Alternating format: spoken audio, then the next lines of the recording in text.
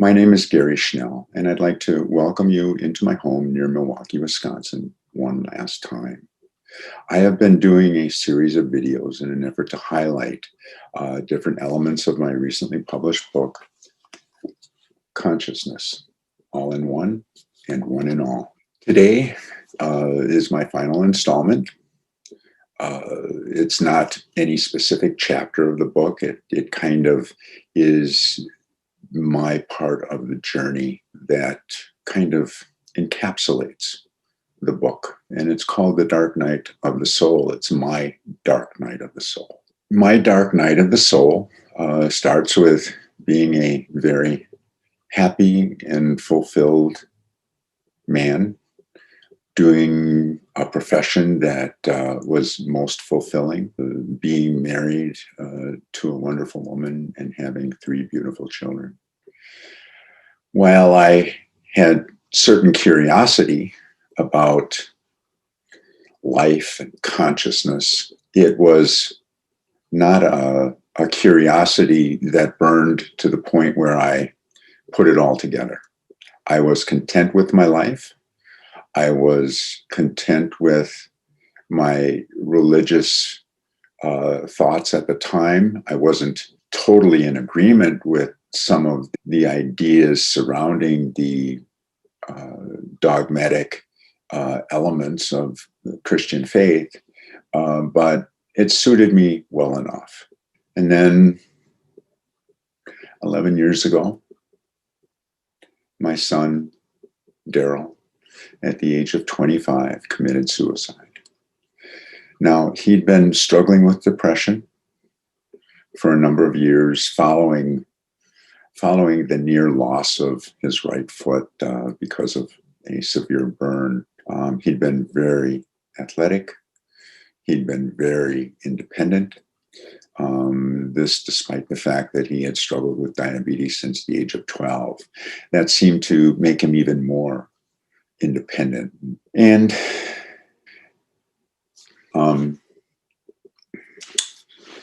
as he had struggled with his depression for 4 years, he had pursued one serious suicide effort in his senior year of college at the University of Wisconsin, where he majored in journalism. Fortunately, we were able to put it together and get to him on time, such that he was able to graduate, and then with his degree found himself a job at ESPN, where he would learn production. It was consistent with his background in journalism, and he loved sports, played very competitively basketball and soccer. Went to UW in hopes of being a walk-on as a basketball player. Didn't quite make it, but very talented athletically and very smart. Otherwise, he wouldn't have been going to UW, but very depressed. Despite our happy, I think, loving family and the multiple positive experiences he'd had while growing up competitively, scholastically. So after graduation, he moved to Connecticut, where ESPN is headquartered, Bristol, Connecticut. And I can remember moving him that week after Christmas. We got everything up into his apartment, and I gave him one last hug. And I said to him at the time, because I knew he'd been struggling with depression and I knew he was going to be away from home, I said to him at the time, I hope this isn't the last hug I can give you.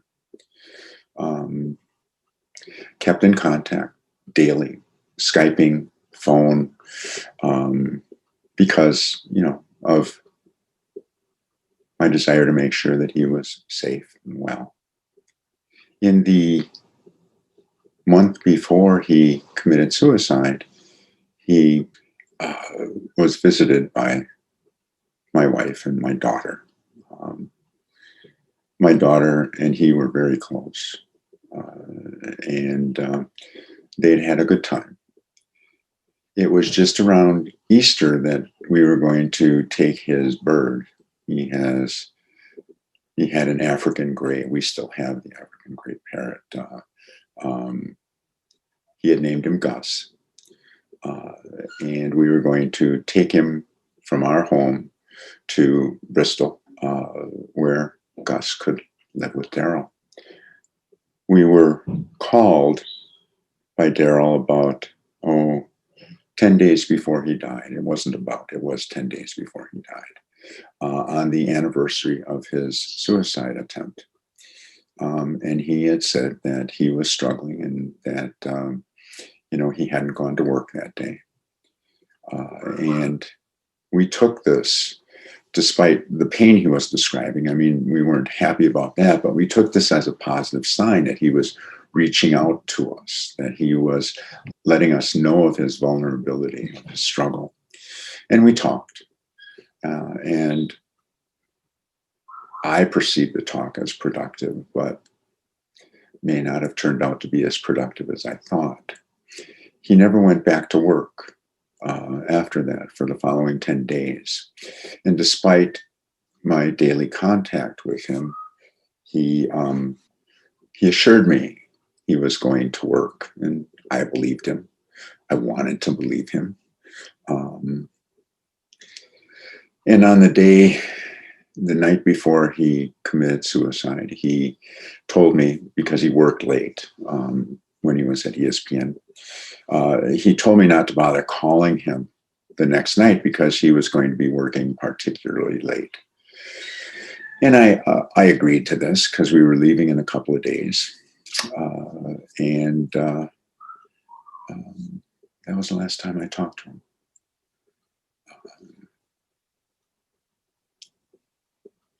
I can tell you that no parent should ever lose a child. No parent should ever lose a child by suicide. But suicide is the unfortunate end sometimes to being depressed. Now, everyone has a sense that they might know what depression is, but I can tell you that from my own experience, it's impossible to know what depression is until I hadn't fully appreciated my son's depression. And then after he died, of course, I became depressed. And I remain on antidepressants to this day. His death was devastating. My biggest struggle with his death was that I felt that he had died alone and not understanding the love that his mother and I had for him. I was assured later that he hadn't died alone, but leading up to the moment of his death, he was alone. He felt like he was a burden. His suicide note reflected that. He didn't want to be a burden any longer. And of course, he didn't know that he was not a burden at all. But that event changed me forever, as it would anybody. I later decided to put that event into some kind of context. I needed to. And that context became this book. Now, I started writing this book with knowledge gained from reading many science books about quantum physics, some books about consciousness, having a background in genetics and science because of my medical training, having an understanding of psychiatry and psychological development because of my training. And I put that all together. And the first several chapters reflect how I put that together. I did not write that book with the intention of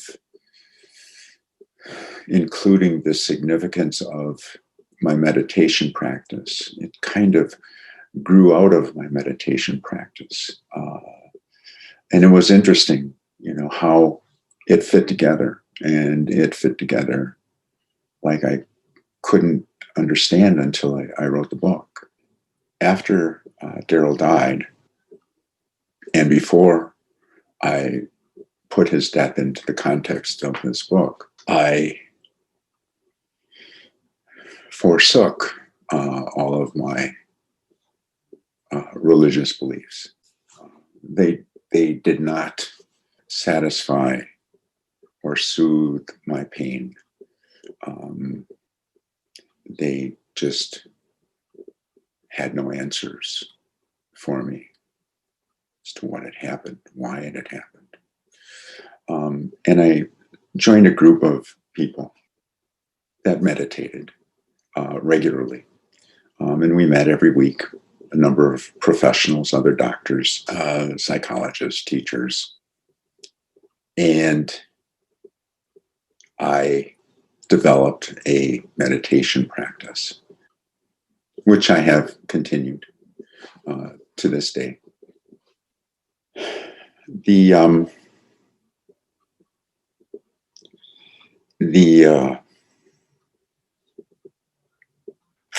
experience of that practice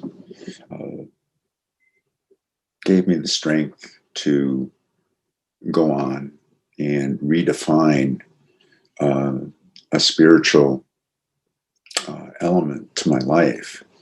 I wasn't necessarily looking for that when I joined the group. I was looking for some kind of spiritual connection, I think. And I thought that there would be enough diversity of spiritual curiosity in this group that I might find something that was satisfying. But I never connected all of the dots till I finished writing this book. And it's still a process. It's ongoing. It's part of my coming to grips with everything. Now, I've moved on with my life. My wife has moved on with her life. We've moved on together with our lives, but not without significant changes and pain, and sometimes with regrets. As I say, I didn't understand depression, even as a psychiatrist, and a fairly compassionate and empathetic fellow, I think. I didn't understand it until I had it myself. And I don't think anyone can. But as I dealt with that, I was able to, with time and with practice and with the help of my family and friends, with the fulfillment of my profession, I was able to continue to move on. But despite that, there are still times where there are regrets, where you wonder what if, where you go down the dark alleys of, geez, I should have done this, or I should have done that, or what did I do wrong? And then you remember that you had 25 wonderful years, and that perhaps without what happened, I wouldn't be in the position I'm in now. I wish I weren't in the position I was in now. I wish that Daryl was still here and that I'd somehow found mindfulness and meditation with him still here. I might have, because that was the direction of my reading, but I just didn't take the time or invest the energy to put the tire to the road. But such is not the case. Fortunately for me, I'd had enough going for me that I was able to address my depression in ways that some people can't. Some people then end up committing suicide. I had the experience of going to medical school. I'd had the experience of being married and happily married and raising 3 children. I'd had the experience of having a fulfilling profession. I'd had the experience of going through 7.5 years of analysis, which was so helpful to me. I'd had those experiences which allowed me to mitigate my depression without pursuing thoughts of suicide. My son didn't have all of that. Many people don't have all of that at the time of their death.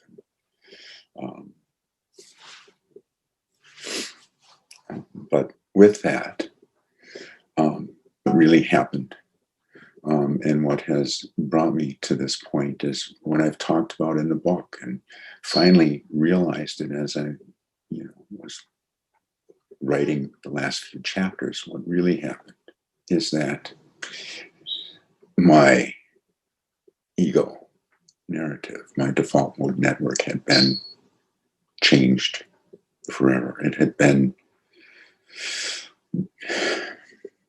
cut down to size, if you will. Psychiatrist, father, couldn't save his son.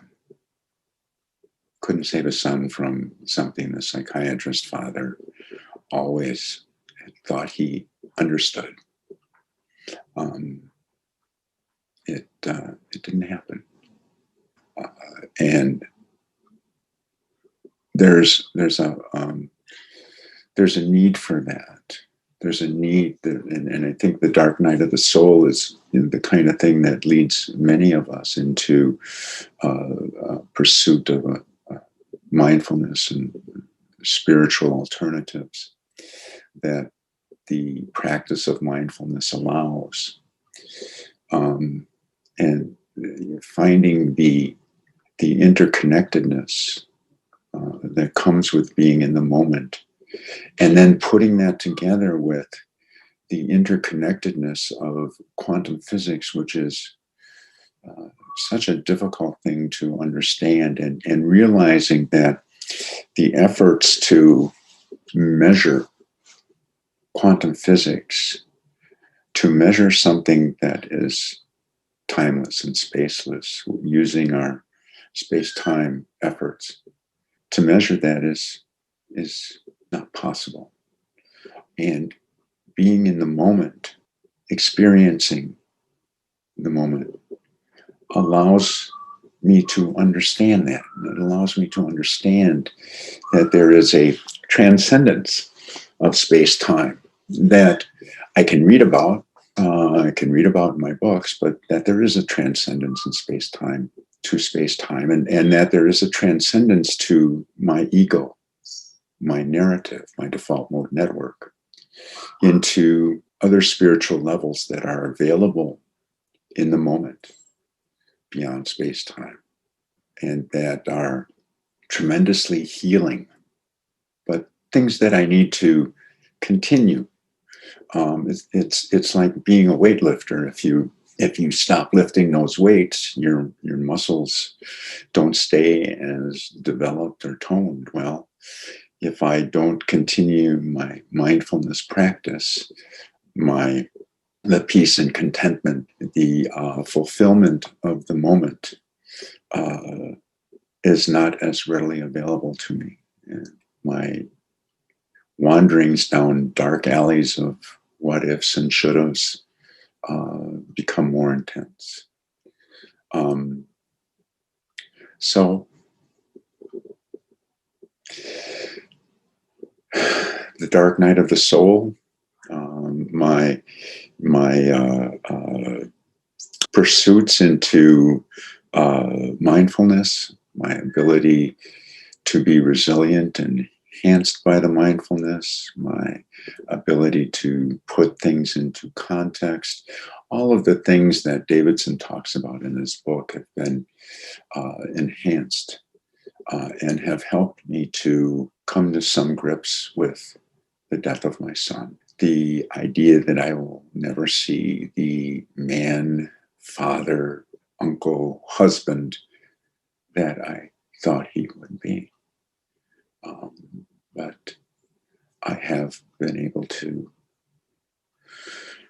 come to some terms with that, and I do believe, as a result of writing this book, that I will possibly see him, because that's what people who have had near-death experiences talk about, but that I will know him again, as I talk about the personality space that is a function of our DNA resonating with non-local space.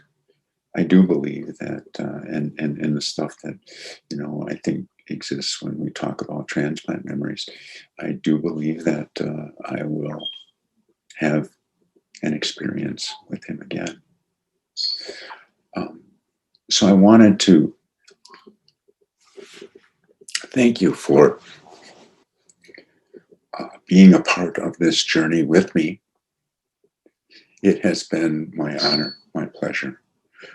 Believe me, as I continue to work through this and address this on a daily basis.